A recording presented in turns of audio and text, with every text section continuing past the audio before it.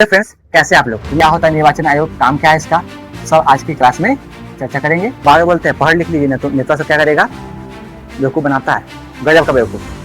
हर गांव घर में सुनते हैं, मुस्लिम में अक्सर आदमी सब बताते रहता है कि ना, भारत में मुस्लिम प्रधानमंत्री नहीं बन सकता है। मात्र निर्वाचन आयोग में एक ही सदस्य हुआ करता है। एक देश के फर्स्ट CEC कौन थे, अभी किसके हाथ में है? जैसे जैसे चाबी घुमाएगा वैसे वैसे राष्ट्रपति चलता है। तो जिसको लड़ना है तो आ जाए मैदान में। पहले वोट देने का न्यूनतम आयु 21 था, 21 से घटा के कितना कर दिया गया आप? 18 वर्ष। चाची हो, हमारे वोट दिए कति पे तक खटमा छाप पे पर्दा मंगलू मंटू, आपका छाप जो है खटमा छाप है। सोचेगा समझेगा कि सही में किस नेता को वोट दे, ताकि आगे आने वाले समय उसको पैर दबाना पड़े। बोलेगा अरे तू देख गया था, दोबारा आया है ना घपला कर। बोलेगा देखिए देखिए साहब यहाँ दोबारा आया कि गाँव का में होता है। ओके देखे अब कुछ बोल देंगे तो लहर जाएगा, लहरेगा तो छिड़ाइएगा तो घर जाएगा। अब बिना घरे जाकर जब आपकी मम्मी कुछ नहीं बोलेगी तब तक मालूम नहीं किया जैसे लेगा मछलियाँ। तो फ्रेंड्स, कैसे आप लोग? उम्मीद करता हूँ आप लोग अच्छे होंगे, सकुशल होंगे, मस्ती से पढ़ाई भी कर रहे होंगे। चलिए आज इसी जुनून और जोश के साथ आज हम एक ही लेक्चर में भाग 15 कोशिश करेंगे कि भाग 15 निपट जाए, है ना, खत्म करने को। भाग 15 आपके एग्जाम के पॉइंट ऑफ व्यू से बहुत जरूरी है, समझ जाए, क्योंकि एग्जाम में भाग 15 की चर्चा आर्टिकल नंबर 324 से लेकर के आर्टिकल नंबर 329 तक है। इसमें कोई बतलाया जाए, सबसे महत्वपूर्ण इसमें आर्टिकल नंबर 324 है। क्या? निर्वाचन आयोग। क्या होता है निर्वाचन आयोग, काम क्या है इसका, सब आज की क्लास में चर्चा करेंगे, जो दैनिक जीवन से आपके जुड़ा भी होगा। इसको इलेक्शन कमीशन का नाम हर आदमी सुनता है, क्योंकि इलेक्शन कमीशन पे कोई विपक्ष का सरकार हमेशा हमलावर होता है, समझते, आरोप लगाता है इलेक्शन कमीशन बिक गया, किसके हाथों? सत्तारूढ़। में सुनते हैं तो सुनता होगा इलेक्शन कमीशन होता क्या है, समझे। बार बोलते हैं पढ़ लिख लीजिए, नेता सब क्या करेगा, बेवकूफ़ बनाता है, गजब का बेवकूफ़। पढ़ा लिया के चल जाएगा, वाले हाँ ऐसा हुआ तो हुआ, क्यों हुआ पता नहीं। हाँ, बड़का नेता बोले थे ऐसे हुआ, गलत किया मेरे साथ, इसलिए पढ़ लीजिए। हर गाँव घर में सुनते हैं, मुस्लिम में अक्सर आदमी सब बताते रहता है कि ना, भारत में मुस्लिम प्रधानमंत्री नहीं बन सकता है। लेकिन संविधान में कहीं नहीं लिखा कि मुस्लिम प्रधानमंत्री नहीं बन सकते, क्योंकि भारत एक धर्मनिरपेक्ष यानी कि सेकुलर स्टेट है, सेकुलर कंट्री है। सभी धर्मों का क्या होता है सम्मान, लेकिन अलग बात है कि नहीं बनता, क्योंकि आपको पता होगा कि लोकसभा में कुल कितने सदस्य? 543। उसी में से अपने में से एक बहुमत दल का नेता चुना जाता है, जिसको बहुमत दल का जो नेता होगा उसी को क्या बना दिया जाता है? प्रधानमंत्री। अच्छा, राष्ट्रपति तो हुए, कितने बार हुए? 3-4 बार राष्ट्रपति हुए। अभी तक 3 बार मुस्लिम राष्ट्रपति हो चुके हैं, जैसे डॉक्टर जाकिर हुसैन, फखरुद्दीन अली अहमद, और सबसे जाने वाले साइंटिस्ट और प्लस में president APJ Abdul Kalam.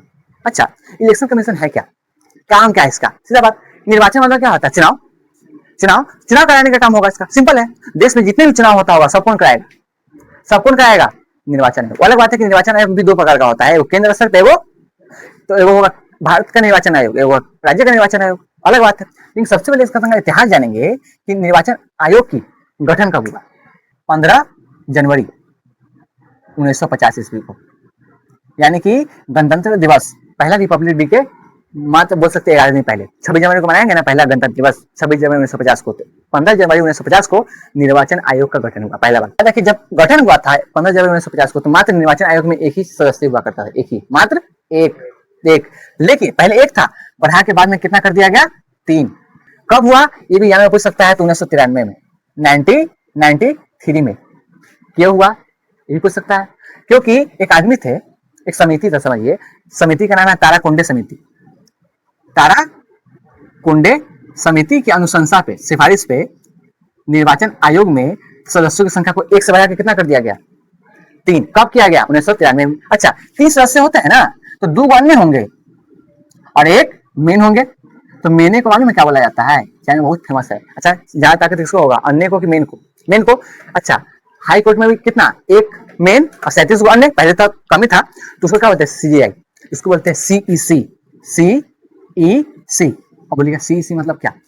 Chief election commissioner, Hindi में बोल सकते हैं मुख्य निर्वाचन आयुक्त। जो और तंगा मानी, एक आदमी अगर देश को पूरे चुनाव को चलाएगा तो क्या सही तरीके से चला सकता है? नहीं चलाएगा। इसलिए इस समिति ने सोचा और सिफारिश किया, अपना मांग रखा, तो मांग को मान लिया गया। किस समिति ने? ताराकुंडे समिति। कब? 1993 में। तब 1993 में 1 से कितना हो गया? 3। 1 होगा, सैलरी बहुत होता है इसका। इसे मालूम है कौन आदमी होता है? IAS होता है। देश के फर्स्ट CEC कौन थे? कोई दिक्कत नहीं, सुकुमार सेन जो है देश के पहले मुख्य निर्वाचन आयुक्त। पहला वर्तमान का, प्रेजेंट का मालूम कौन है? इससे पहले राजीव कुमार थे, राजीव कुमार हट के और बन गए ज्ञानेश कुमार। क्या? ज्ञानेश कुमार।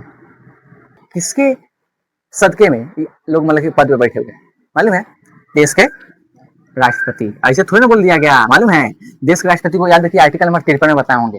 कार्यपालिका प्रधान मुखिया है, जिसको चुनेंगे वो अलग बात है कि प्रधानमंत्री इनको बोले होंगे कान में जाकर के काम किए ना ज्ञानेश कुमार को भारत के मुख्य निर्वाचन आयुक्त बने, लेकिन किनके हाथों साइन होकर के बने होंगे? तो हम लोग को क्या जानना है? राष्ट्रपति जानना है कि प्रधानमंत्री जानना है? किसके सलाह पर?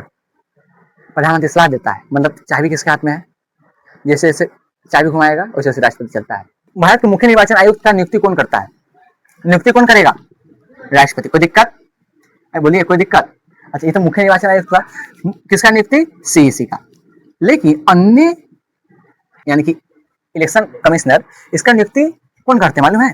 राष्ट्रपति ही करते हैं। लेकिन किसके सलाह पे? इनके सलाह पे, इनके सलाह पे। समझे? जैसे मान के चलिए घर में 3 आदमी को चुनना है, तो पहले एक आदमी को चुनने के लिए मुखिया जो है किसी आदमी से पूछ लिया, चुन लिया। अब वही आदमी से जिसको चुन लिया ना, वही आदमी से पूछ करके 2 आदमी को बैठा लेगा कुर्सी पे।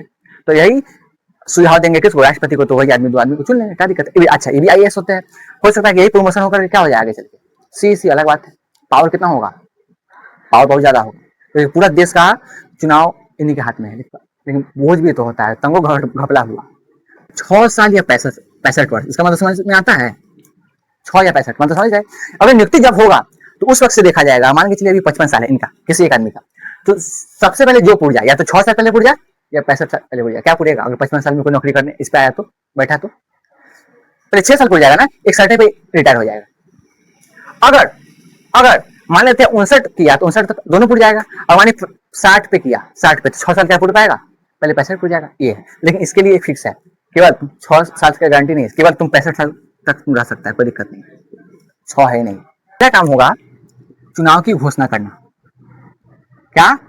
चुनाव की घोषणा करना। अब बोले चुनाव की घोषणा नहीं समझे कि डेट फिक्स करेगा, या प्रेस कॉन्फ्रेंस करता है मीडिया के सामने, बोलेगा कि इतना तारीख को वजह से वोटिंग होगा। प्रधानमंत्री वाला तो समझ रहे हैं, लोकसभा सांसद वाला।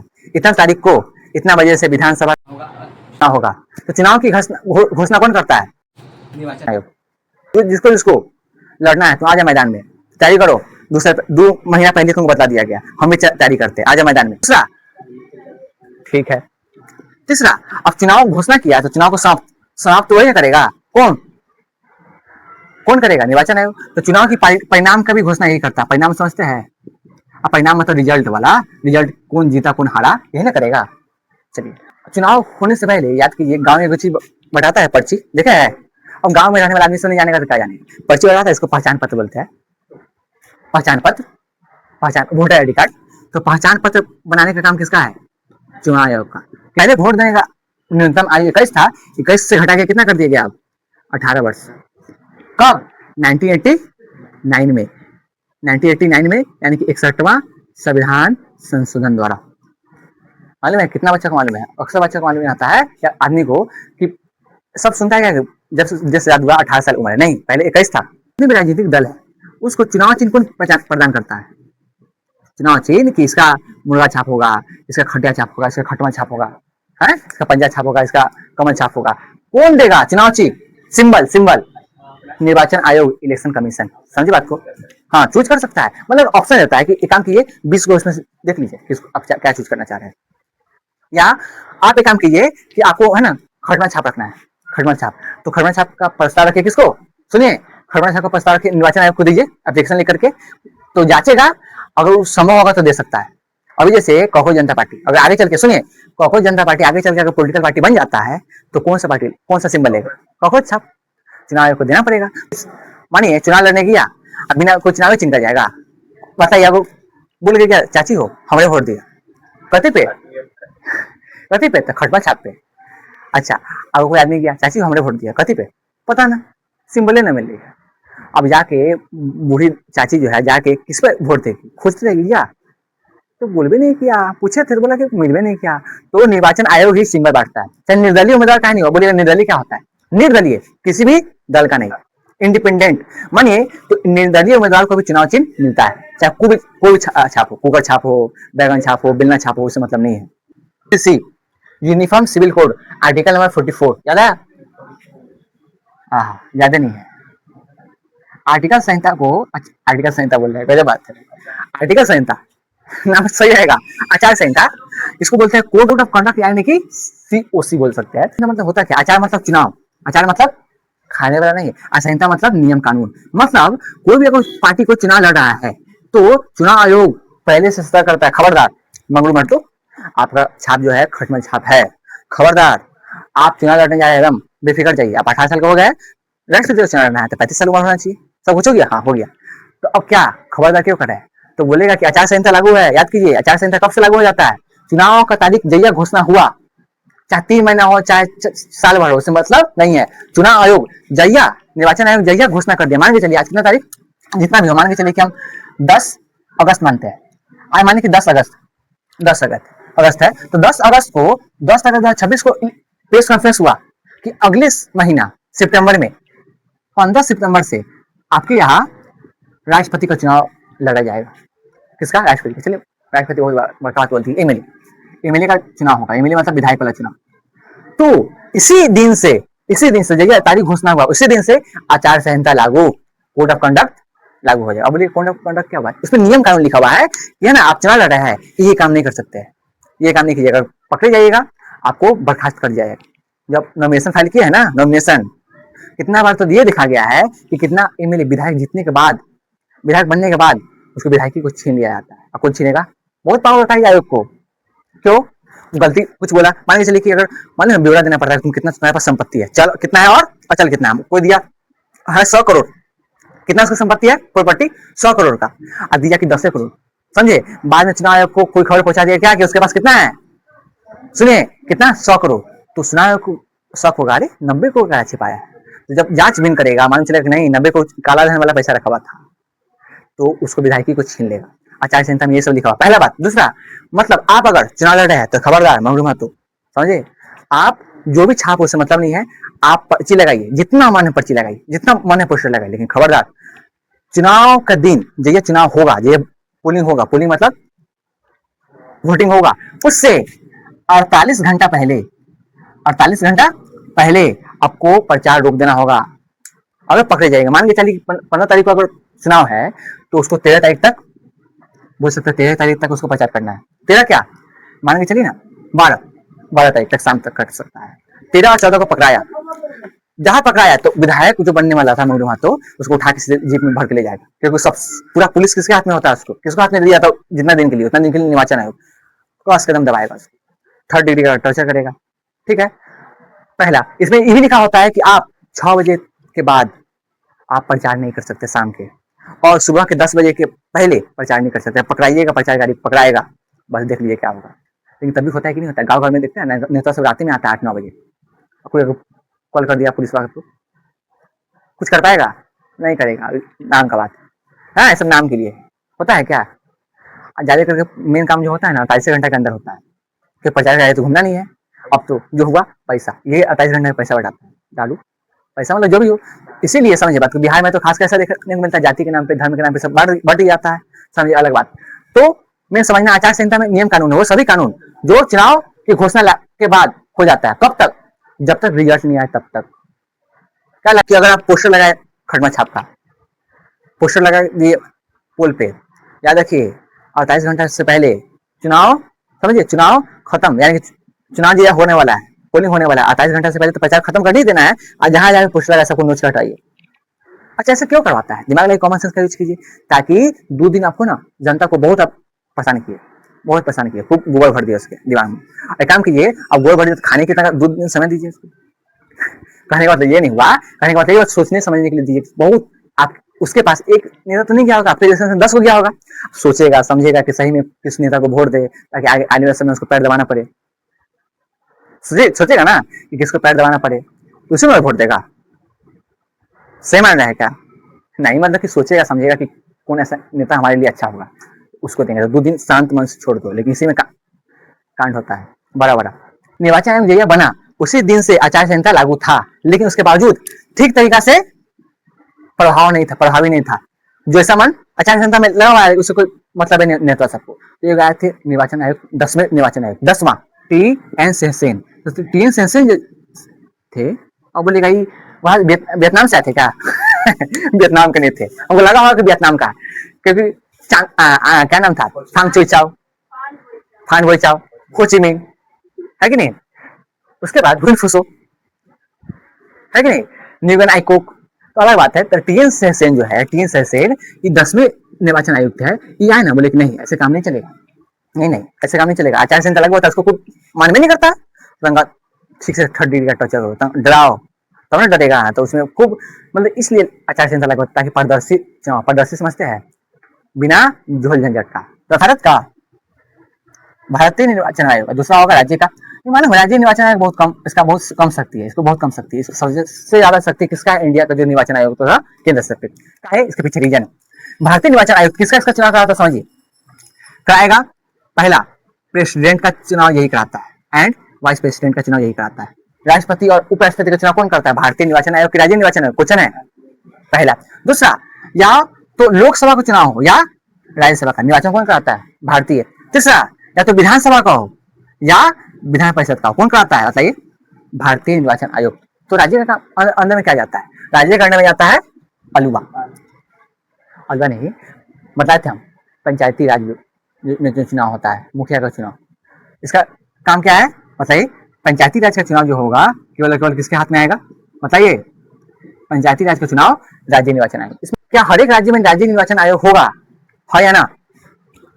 है या ना? हम आपसे पूछते हैं, क्या हर एक राज्य में राज्य निर्वाचन आयोग होगा कि नहीं होगा? क्योंकि हर एक राज्य में पंचायती राज है नहीं। अब एक पंचायती राज हर एक राज्य में क्यों नहीं है? पढ़ा चुके, क्योंकि इसको किसमें रखा गया है? डीपीएसपी में। बिहार में है कि नहीं है? है। सबसे पहला राज्य राजस्थान, उसका आंध्र प्रदेश, याद है?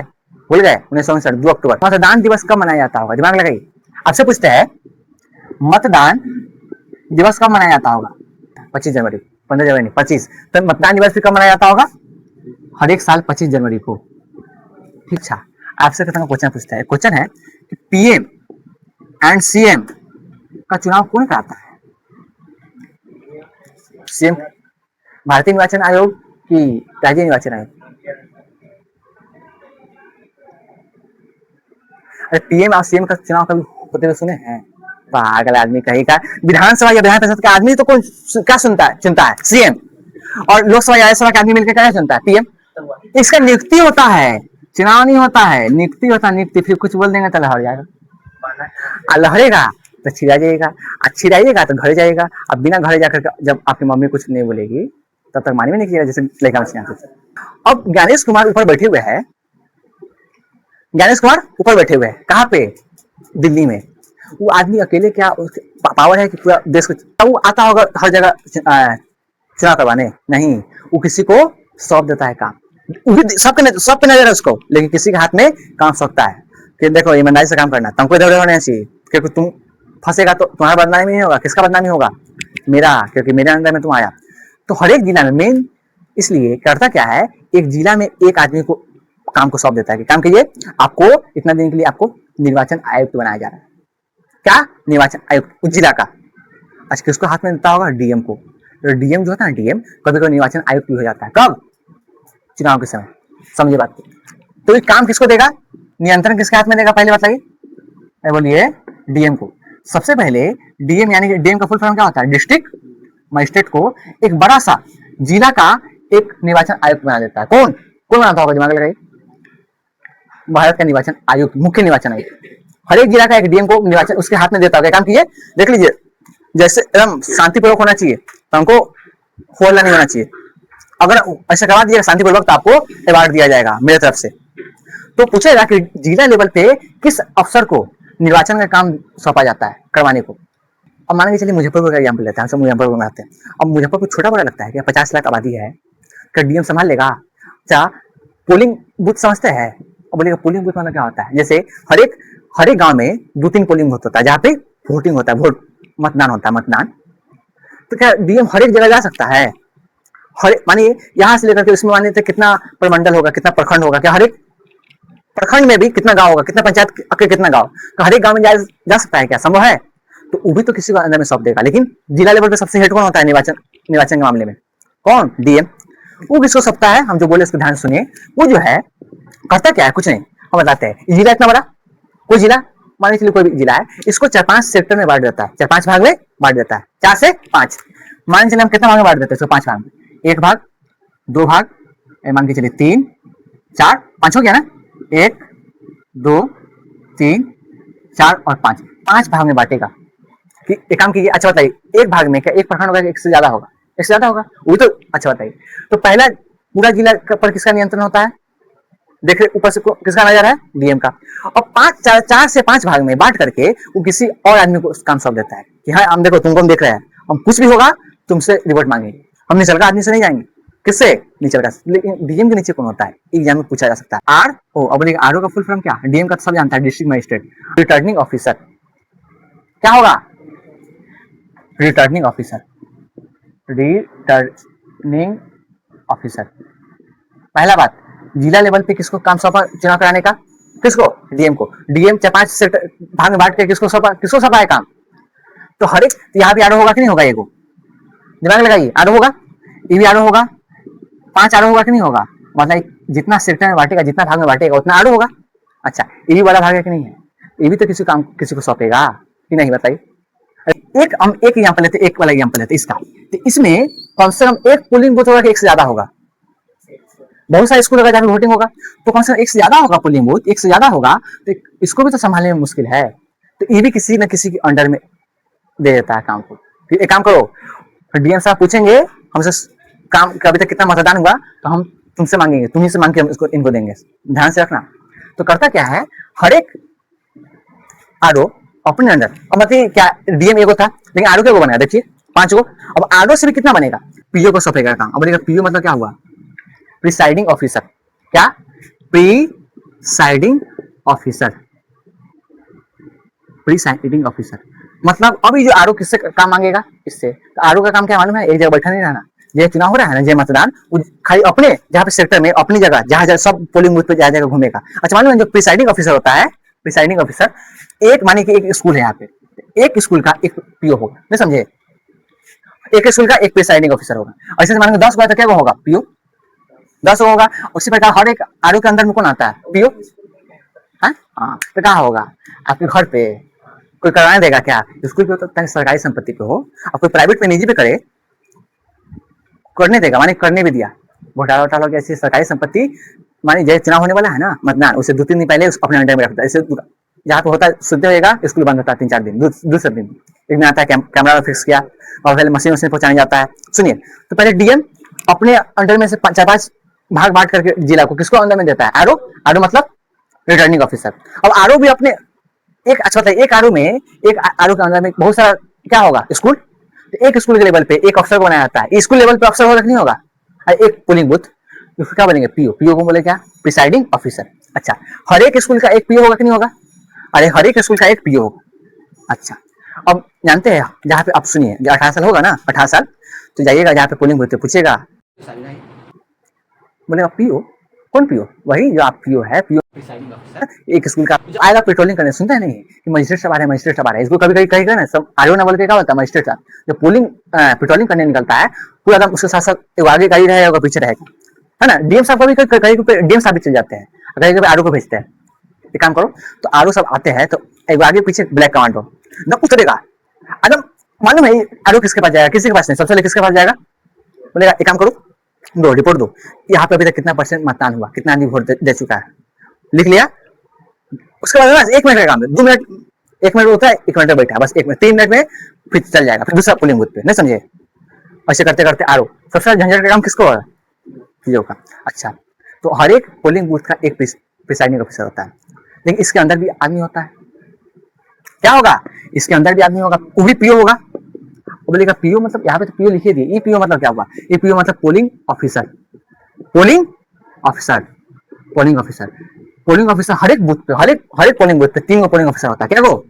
3 गो, 1 2 3, 3 गो पोलिंग ऑफिसर होगा। समझे बात को? पहला पोलिंग ऑफिसर, इसको बोलते हैं पीओ 1, पीओ 1, पीओ 2 और पीओ 3, ऐसे बोला जाता है। समझिए बात को, 5 मिनट और खेल है। पीओ 1, पीओ 2 और पीओ 3, झंझट का काम किसको है, ज्यादा मालूम है? इसको झंझट का काम आता है, दिमाग खराब हो जाता है इसको। इसको झंझट का काम है, इसका काम करना है, बैठा रहना है, टिक मारते रहना है। इसका काम क्या है?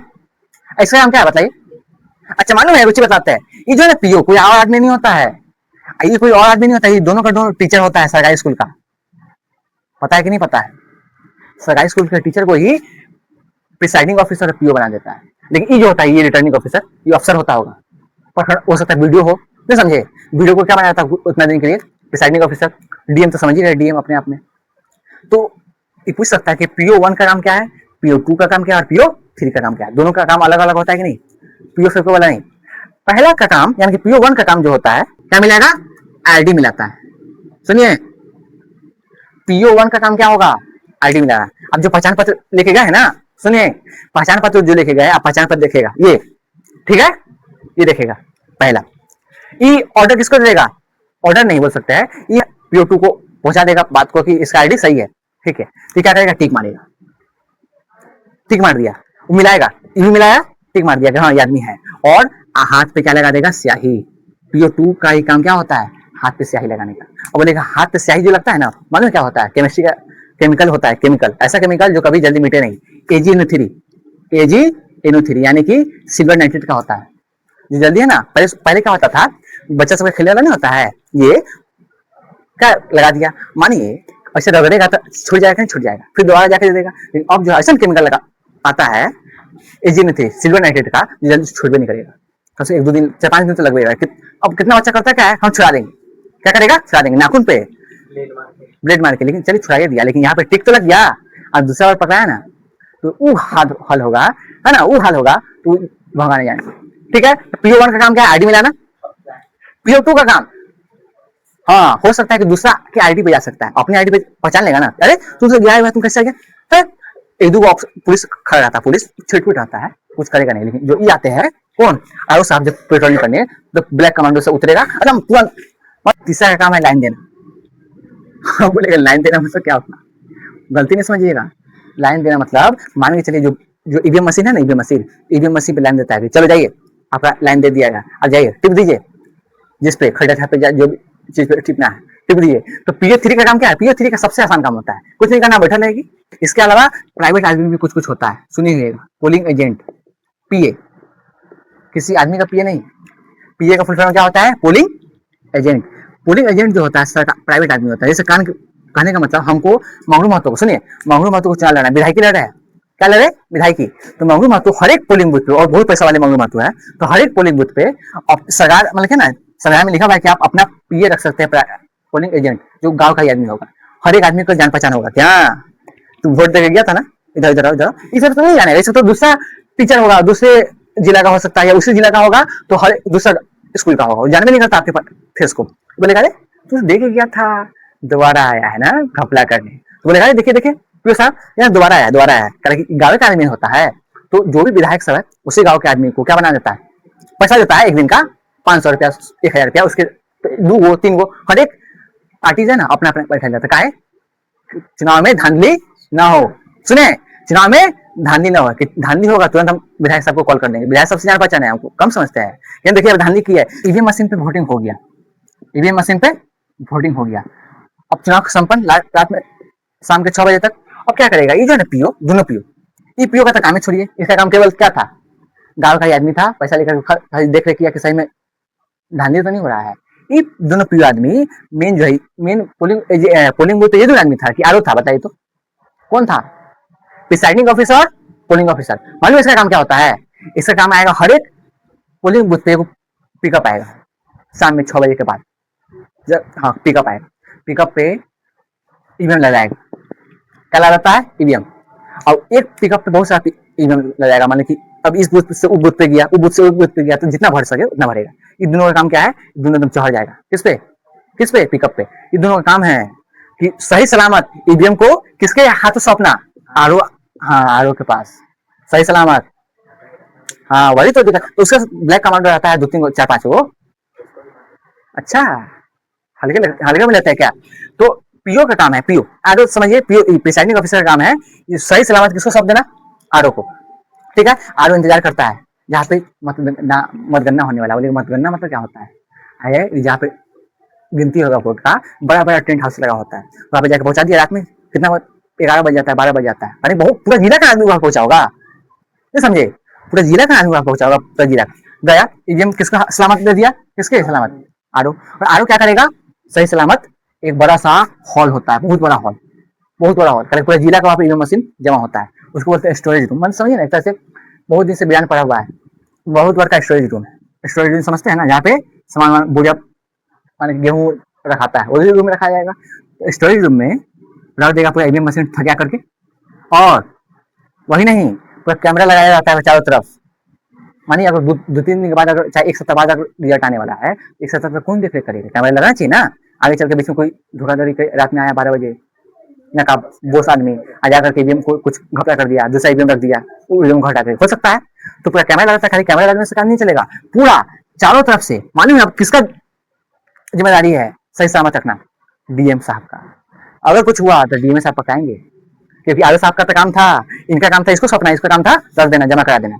अब डीएम साहब के अंदर में जितना दिन बाकी है ना रिजल्ट का, उतना दिन अंदर में रहेगा। इसको बोलते हैं स्टोर रूम। क्या बोलते हैं, स्टोर रूम। स्टोर रूम में ही जमा रहेगा पूरा चारों तरफ से।